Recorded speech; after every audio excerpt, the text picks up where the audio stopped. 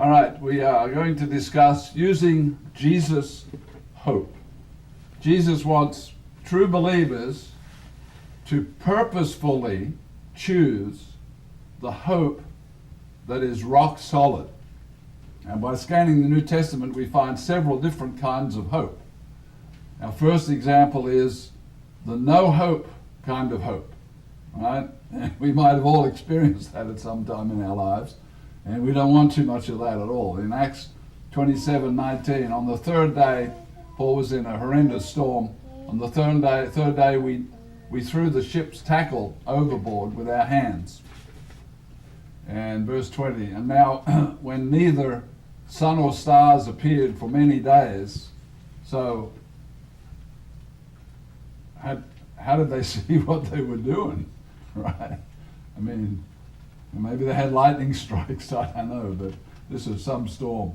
And no small tempests beat on us. All hope that we should be saved alive from the ship journey was finally given up. So they just felt hopeless. This is going to end terribly. Then God stepped in, told Paul how he was going to keep everybody alive if nobody left the ship. And they were all saved. So, they went from the worst conditions to the best conditions, but it started out being hopeless. Another no-hope example is in Ephesians 2:12. At that time, you were without Christ, having no hope. That's no hope of being in the first resurrection. That's no hope of living forever, right? And because he's talking to Ephesian church members, and so that's how they were. Now they do have hope. One more example in Acts 16:19. A fortune-telling slave girl who was demon-possessed messed with Paul, and he cast out the demon. So now she couldn't fortune-tell anymore. And in verse 19, when her masters saw their hope for profit was gone, the demon was cast out, so now she couldn't do that work, so they couldn't make any money. So they grabbed Paul and Silas and dragged them to the authorities. All right, the next set of examples shows a more positive hope, but with the element of uncertainty. And this is probably the hope that most of the people you talk to, when they use the word hope, it's with, I want it to happen, but I have no certainty that it's going to happen. 1 Timothy 3:14, these things I write, though I hope to come to you shortly. But, verse 15, if I am delayed. So I want to come, I'm planning to come, but I could be delayed. So there's no certainty, but I'm hoping it'll work out. I write to you that you may know how to conduct yourself in the house of God. Paul was making plans, but could not be certain, right? And he wasn't promising. He wasn't promising that absolutely he would be there. Because none of us know what's going to happen down the road, and this is our plan. I'm planning to be in Feast of Tabernacles in Panama City Beach in a condo. Right? I hope it's a well-built condo. All right. But anyhow, they're going to inspect all the buildings in Florida, so maybe this is a good time to do that, right? But he wasn't certain that what he was planning was going to happen. Also, Paul wrote to the members of the Corinth church, showing that what he was hoping would happen. 1 Corinthians 16:5. Now I will come to you when I pass through Macedonia, verse 7, for I do not wish to see you now. So I'm going to go on, and then I'm going to come back, and I hope to stay a while with you if the Lord permits. So it's like, yes, I want to do this. I hope this will all work out. If nothing big happens, if God doesn't change my plans, if there's not a shipwreck, then that's my plan. I hope to see you. Paul realized that his plans were not totally certain. The Apostle John also, same kind of hope, thinking that it probably would happen if all went well. 2 John 1:12. Having many things to write to you, I did not wish to use paper and ink, but I hope to come to you and speak to you face to face, that our joy may be full. So again, there's lots of uses of the word hope in the New Testament along the lines of what we say, hope. But this is not the hope that Jesus wants for us. a question before we look at the solid hope of Jesus. Can anyone suggest a synonym word for our English word hope? What's another word that means pretty much the same thing? School teachers working hard over there. Crave. Crave, okay. Anybody else?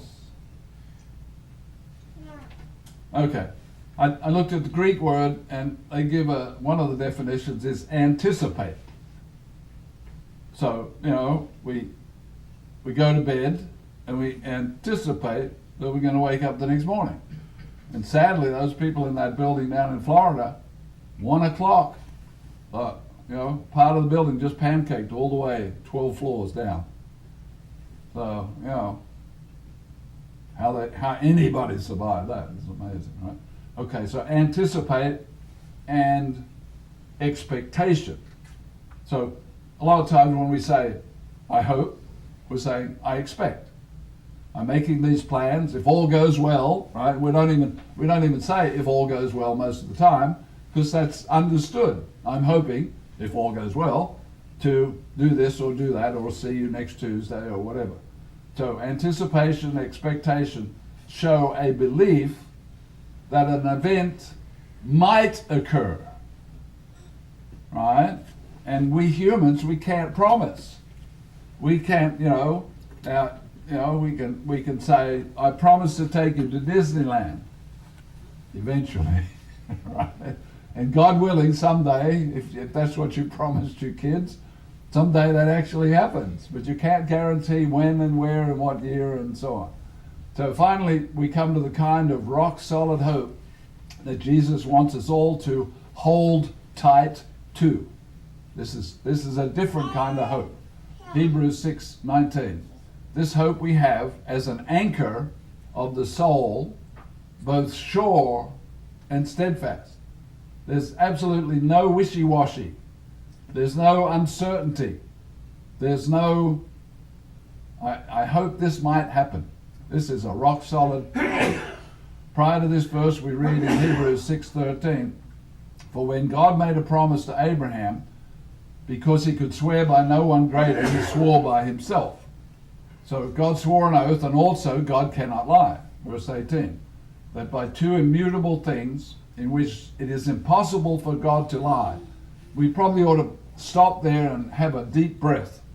Isn't it great that God will never lie? If you watch TV, the lies are coming so fast, it's like machine gun bullets. Like lie, lie, lie, lie, lie. And if you don't have your background, you don't know if it's a lie or not. So, two immutable things, that it's impossible for God to lie, that we might have strong consolation or exhortation or a strong motivational message, who have fled for refuge, to lay hold of the hope that is set before us. So God is saying, here's my plan for your life. This is where I want you to be. This is the hope of eternal life. And in that verse it says to lay hold of. I looked up the Greek there and I put it in the notes. It is to use strength to seize. You grab hold of this and you don't let it go. All right? That's the kind of hope that Jesus has for us.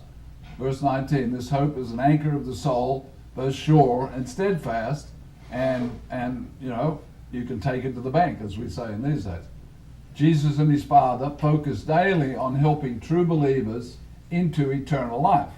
Now, a lot of people in the religious worlds think that God is busy trying to keep people out, trying to punish people, trying to kill people. No, totally wrong. They are trying everything they know how, and then they're going to have us, as spirit-being family of God members, we're going to be working with people for 1,000 years in the millennium, where it's going to be a lot easier. Lions won't eat people. Wow, that's a good step forward, right? Snakes won't kill people. Deadly snakes won't kill people, right? and there's going to be no more war. Nobody's going to die in a war for 1,000 years, right? So it's going to be great. And we'll have, one church, Sabbath-keeping church, for each little village and each little town and each city, whatever. So Titus 1:2, in the hope of eternal life, which God, who cannot lie, promised. So this is a promise from God. And so it's almost an insult to look up to God and say, I don't think you can fulfill your promise.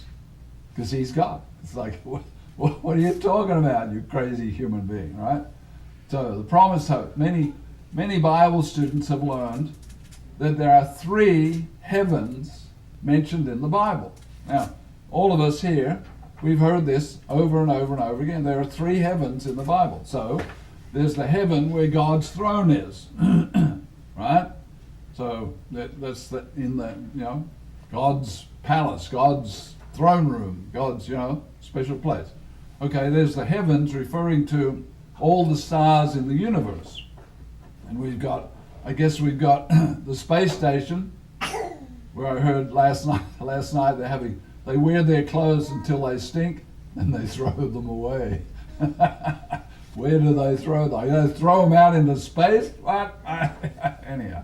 So, and then heaven number 3 is where the clouds are and where the birds fly. So, whenever a Bible student sees the word heaven in the Bible, we should stop and ask, well, which heaven is this heaven referring to? And then we get better understanding, right? Likewise, when we read the word hope in the Bible, we should do exactly the same thing. We need to stop, we need to think, which kind of hope is being spoken about here? Jesus wants us mentally confident of rock-solid hope that he speaks about and promises. Now, Paul uses the if word. And in Colossians 1:23, he says, if indeed you continue in the faith. So, as long as you're planning to continue in the faith, then the promise holds, the hope of eternal life holds. It's a sure, certain thing. If what? God's not going to let anything happen, but we have to continue in the faith, grounded and steadfast, and not be moved away from the hope of the gospel. And I was talking to somebody the other day. Most of us are familiar with the freight train and the saying they have that a freight train can't stop on a dime. And for that matter, the what's that silver train, the Amtrak. They can't stop an Amtrak on a dime. It's doing 70 miles an hour. And if you slam on the brakes on a freight train, or you slam on the brakes on an Amtrak train, the momentum is going to carry it forward. Well, the promised hope of God is there to carry us forward. No matter how black it gets, no matter how dark the day is, we need to trust that God's promise will be fulfilled as long as we don't turn away, as long as we remain faithful. Now, each of us need to look in the mirror, asking ourselves, am I, put your name in there, determined to continue in the faith, never moved away from the hope of the gospel? Now, if we keep on answering that, day after day, week after week, we can be sure, we can be certain that God will give us eternal life. It's a done deal if we never turn away. So this is how we should feel, because we are focused on using the Jesus kind of hope.